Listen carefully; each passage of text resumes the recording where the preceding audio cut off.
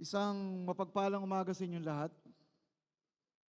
Meron tayong kasabihang mga Pilipino na mabuti pang sampaling ka ng katotohanan kaysa halikan ka ng kasinungalingan. Pero ano ba ang katotohanan?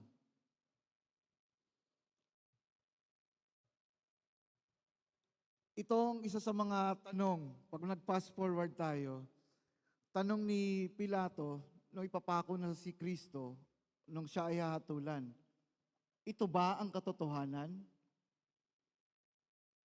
Pero ang sagot ni Kristo, o hindi ito sinagot dahil mali ang tanong. Dahil dapat ang tanong, sino ang katotohanan? Sa mga naunang kabanata ng 1, sinabi doon, kilalanin mo ang katotohanan. Hindi alamin, kilalanin. Panghalip na nagsasabi na ito ay tao, hindi bagay. At ilang beses ko nang sinabi na ang Diyos ay may banal na kalooban para sa atin. Siya ay may pangarap, siya ay may pangako, siya ay may plano, siya ay may pagtatangi para sa ating lahat. At ito ay kanyang inihahayag sa atin. At inihahayag niya ang kanyang banal na kalooban, o bago niya ihayag yung kanyang banal na kalooban, ipinapahayag niya o ipinapakilala niya ang kanyang sarili kung sino siya. Sa pagkakataong ito, sinabi niya na, ako ang ilaw ng mundo. At ito yung katotohanan. So, ang pag-uusapan natin ay katotohanan bilang ilaw ng mundo. So, para maunawaan natin to, kailangang maliwanagan muna tayo kung ano yung naunang pinag-uusapan. Kasi hindi natin maiaalis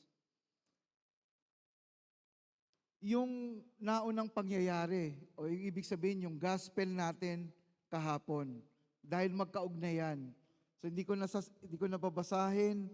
Alam natin na merong dinalang babae kay Kristo na pinaparatangan nila at nahuli nila na nangangalo niya at sabi nila, ayon sa kautusan ni Moses, siya ay dapat na parusahan ng kamatayan, kailangan siyang batuhin.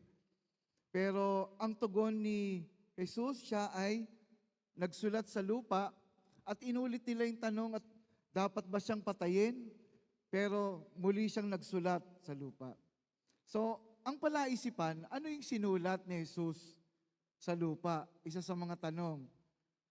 Ano pa talaga yung sinulat niya? So, may dalawang bagay na pinaniniwalaan natin. Una, ayon kay Saint Jerome, isinulat ni Jesus ang mga kasalanan ng mga Pariseo. At nung sinulat niya yung mga kasalanan, sila ay nakonsensya at nahiya. Kaya sila umalis. Pero pangalawa, kaya ako may pero kasi ito yung higit na pinaniniwalaan natin. Ayon kay Saint Ambrose at San Agustin. So ang pagsulat ni Jesus sa lupa ay tanda, ito ay gawa ng tanda na ginagawa niya ito ayon sa propesiya o ginaganap niya. Ito ay tanda ng pagganap ng propesiya. Saang propesiya? Jeremiah 17. So pag binasa niyo, sabi doon, ikaw Juda ay hinahatulan, ang Diyos ay may bakal na kamay, ang Diyos ay may batong kamay, at sinabi doon, isusulat ang iyong pangalan sa lupa bilang pagsasakdal na itinalikuran mo si Yahweh na bilang tubig na nagbibigay ng buhay. So, Kabanata 7 ng 1, si Jesus, pinakilala niya ang sarili niya bilang tubig na nagbibigay ng buhay. So, alam niyo ng mga Pariseo, na nung sinusulat niya, alam nila na, teka, ito yung propesiya ni Jeremiah, na tayo ay isinasakdal, tayo ay hinahatulan dahil hindi tayo naniniwala sa isang katotohanan na ang Diyos ay ang tubig na nagbibigay ng buhay. Kaya, isa-isa rin silang umalis. So, ang tanong, dahil ang paratang na ito o yung pagdadala ng babae kay Jesus ay isang patibong, bitag, trap para hulihin si Jesus. So ang tanong ba, mayroon bang nilabag si Jesus na kautusan? Ang sagot, wala, dahil sa isang kautusan din. Kasi pag sinabi niyang, sige, hatulan niyo na yung babae. Teka, mamamatay tao pala itong si Jesus. Kahit na ba sinusunod niya yung utos eh. Pag sinabi niya namang, hindi, huwag nating hatulan, kawawa naman. Kung hindi natin alam yung batas, kaya hindi natin masyadong nauunawaan. Dahil mayroon ding mga batas. So, ayon sa batas ni Moses, pag tinignan nyo sa Deuteronomio 17, nandun yung paghatol ng kamatayan. Pero, may pero, mahilig ako sa pero eh. Pero, kailangan merong 2 o 3 saksi na magpapatunay na ginawa niya yung kasalanan. So basta kasalanan na ang parusa ay kamatayan, kailangan meron kang 2 o 3 saksi na magpapatotoo para patotohanan yung ginawa niyang kasalanan. Yun ang ibig sabihin nun. At yun yung sinabi ni Jesus sa gospel natin ngayon.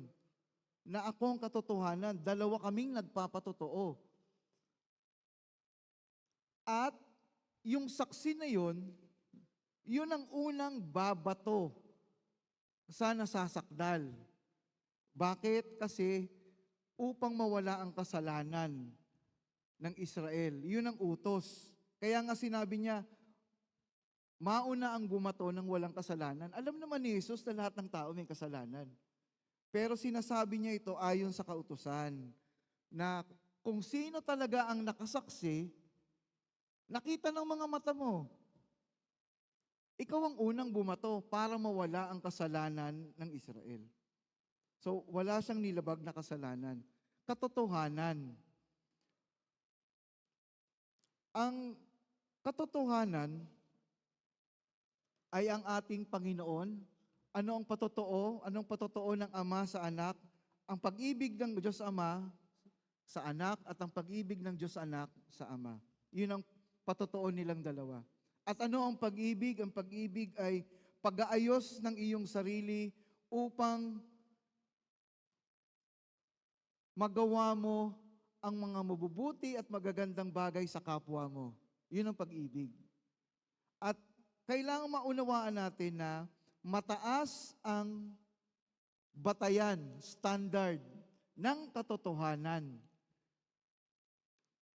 Dahil kung hindi natin mauunawaan, una ang kalooban, ang mabuti at banal na kalooban ng Diyos, hindi natin mauunawaan kung ano ang relasyon natin sa Diyos.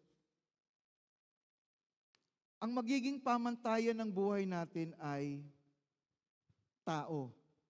Yun yung sinabi ni Jesus, humahatol kayo ayon sa pamantayan ng tao. Anong ibig sabihin nun?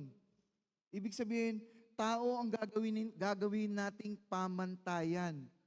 Ano yung sinabi ng unang pagbasa? Hindi ko na ikukwento, mahaba. Alam naman natin lahat yan na niloko o nilinlang si Isaac ng mag-ina, si Rebecca at si Jacob. Dahil paborito ni Rebecca si Jacob. Pamantayan ng tao. Pamantayan ayon sa tao. Tao ang mas mahalaga, hindi katotohanan.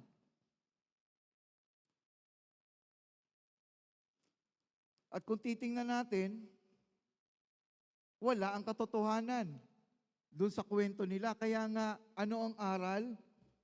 Kung hindi totoo, huwag mo sasabihin. Kung hindi tama, huwag mong gagawin.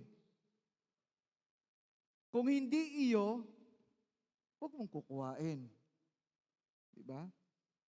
Nilinlang nila si Jacob, kinuha ni Jacob, nilinlang nila si Isaac, kinuha ni Jacob ang basbas na para kay Iso. At sila ay nagsinungaling. Kaya nga, palagi kong pinapaalala, ang mga bagay na nakikita natin, kahit hindi nakikita, yung pinag-aaralan natin, halimbawa, sa 10 utos, ito ay may malalim na itinuturo sa atin. So, ang ibig sabihin, katikal. Merong malalim na itinuturo. Ikasyam na utos. Ano yung ikasyam na utos? Huwag kang sasaksi ng walang katotohanan laban sa iyong kapwa. O huwag kang magsisinungaling laban sa iyong kapwa. Bakit? Para ba kapayapaan? Para hindi tayo mag-away? Hindi. Kasi ang Diyos ay katotohanan. Ano ang katotohanan sa Diyos? Siya ang ilaw. Ano yung ibig sabihin ng ilaw? Yung pag-ibig niya. Kaya nga, ang katotohanan, lagi nating sinasabi, ay mananaig. Ang pag-ibig ay mananaig. At kailangan ng katotohanan, buo. Hindi kulang-kulang. Kaya tayo nalilito, kaya tayo nawawala sa landas kasi kulang yung katotohanan na sinasabi natin. Ang katotohanan kulang ay kasinungalingan. Mahilig tayo sa white lies, blue lies, gray lies. Pero pag kulang ang katotohanan, ito ay kasinungalingan. May pinagtatakpang ka. Hindi ko makalimutan, 2 taon na yung nakakaraan, nagkaroon kami ng kumpil. Si Bishop Ariel magkukumpil. 34 na bata ang kukumpilan. So sabi ng mga bata, Father, bago magkumpil sa hapon, gusto naming mangumpisal. Sabi ko, sige, dahil marami kayo, simulan natin ng maaga. Di nagkumpisal, nagsimula, isa-isa. Unang bata, Father, patawarin mo ako, nagsinungaling ako, nagnakaw ako, hindi ko sinunod yung mga magulang ko, nagmumura ako. O sige, ganito gawin mo, ganito. Pangalawang bata, ganun din.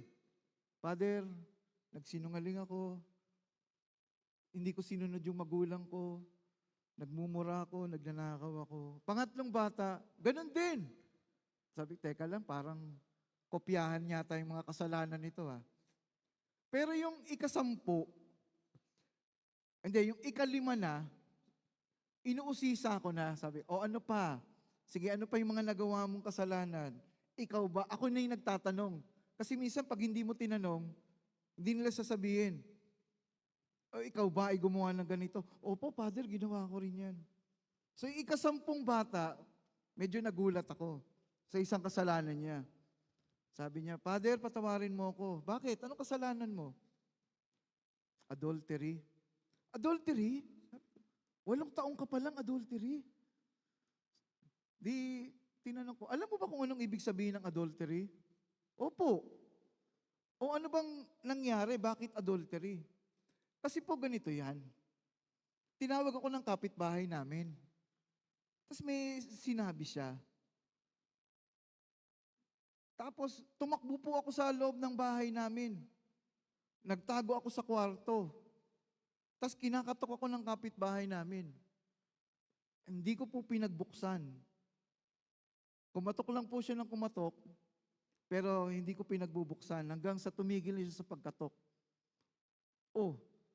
Sabi ko, ano adultery doon? Hindi po ako sumunod sa adult. Sabi ko, hindi adultery yan.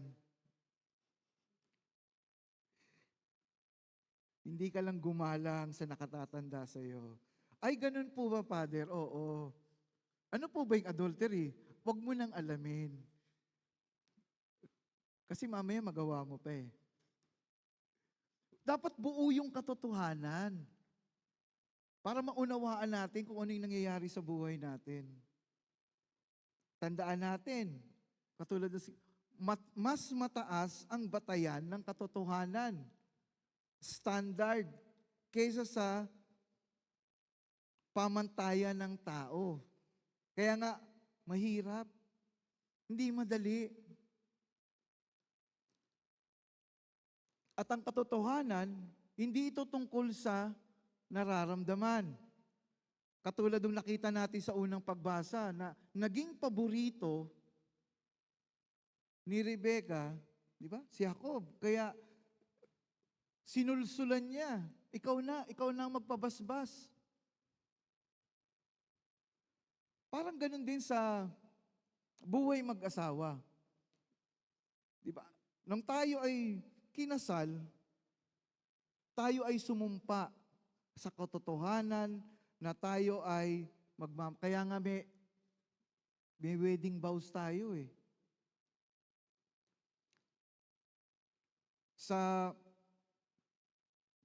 Sa rubrics ng kasalan, yung vows na sinasabi ng pare, sapat na yon.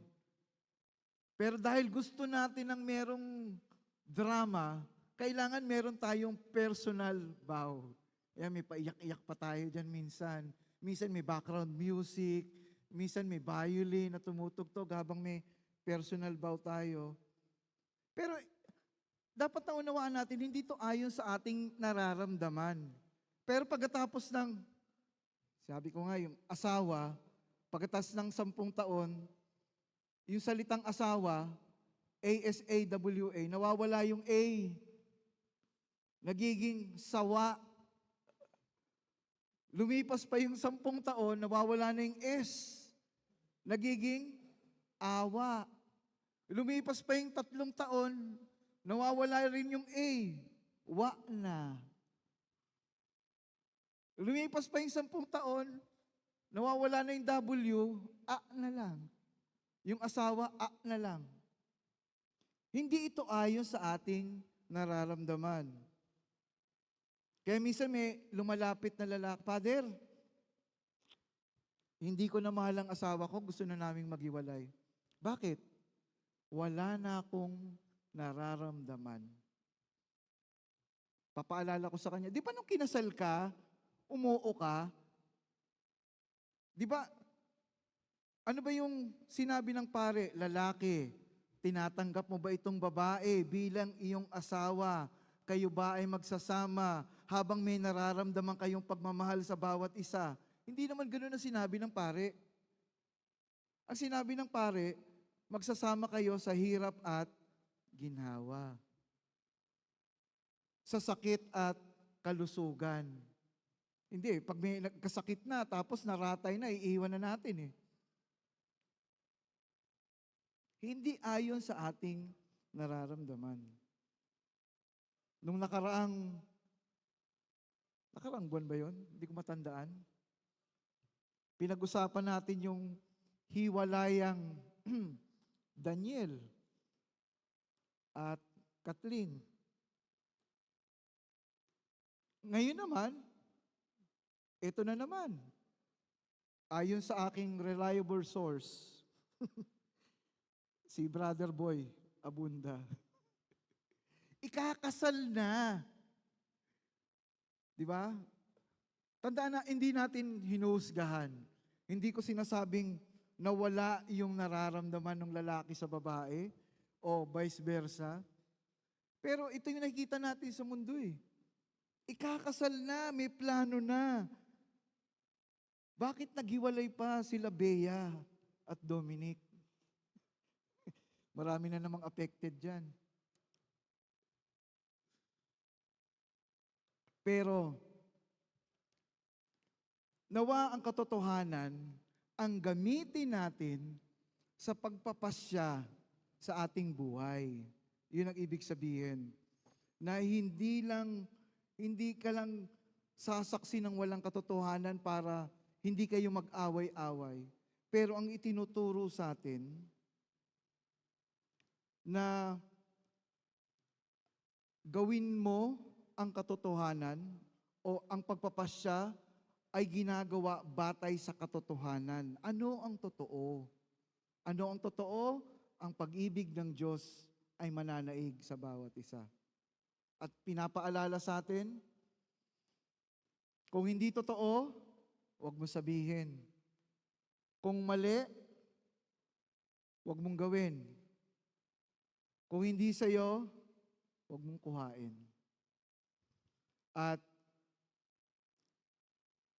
huwag tayong humatol kanino man. Katulad ng ginawa ng Panginoon. Na taliwas sa ginawa ng mga Pariseo, humatol ayon sa pamantayan ng tao. Katotohanan, ang ilaw ng mundo.